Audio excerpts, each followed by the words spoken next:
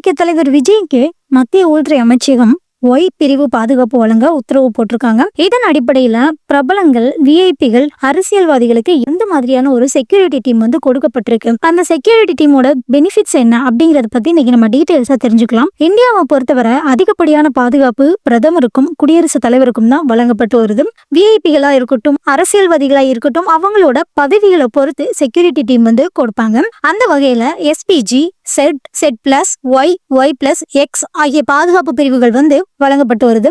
இதுல முதல் முறையா எஸ்பிஜி அப்படின்னு சொல்லப்படுற ஸ்பெஷல் ப்ரொடக்ஷன் குரூப் பிரதமர் மோடி அவர்களுக்கு வழங்கப்பட்டு வருது.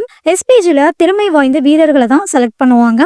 எவ்வளவு பெரிய அச்சுறுத்தல்களா இருந்தாலும் கூட அதை எதிர்கொள்ற திறமையான வீரர்களை இதுல அப்பாயிண்ட் பண்ணுவாங்க.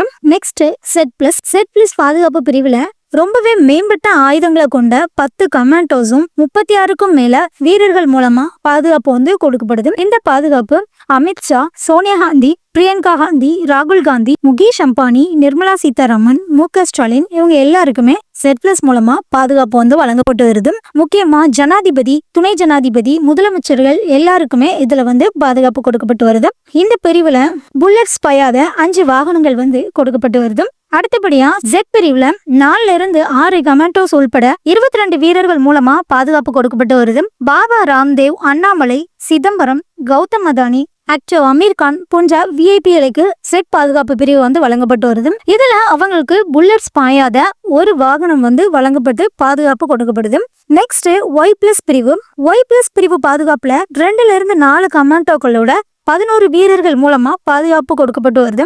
இதுல எடப்பாடி பழனிசாமி, ஓ பன்னீர்செல்வம், மு.க. அழகிரி, குருமூர்த்தி இவங்க எல்லாருக்குமே இதன் மூலம் பாதுகாப்பு கொடுக்கப்பட்டு வருது. பாதுகாப்பு பணிக்காக 2 வாகனங்களும் கொடுக்கப்படுகிறது. அடுத்தபடியா ஒய் பாதுகாப்பு பிரிவுல 1ல இருந்து 2 கமாண்டோவோட 8 வீரர்கள் மூலமா பாதுகாப்பு வழங்கப்பட்டு வருது.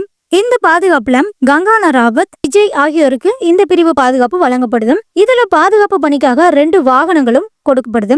கடைசியா எக்ஸ் பிரிவு பாதுகாப்பும். இந்த பிரிவுல துப்பாக்கி ஏந்திய 2 காவலர்கள் மூலமா பாதுகாப்பு கொடுக்கப்பட்டு வருது.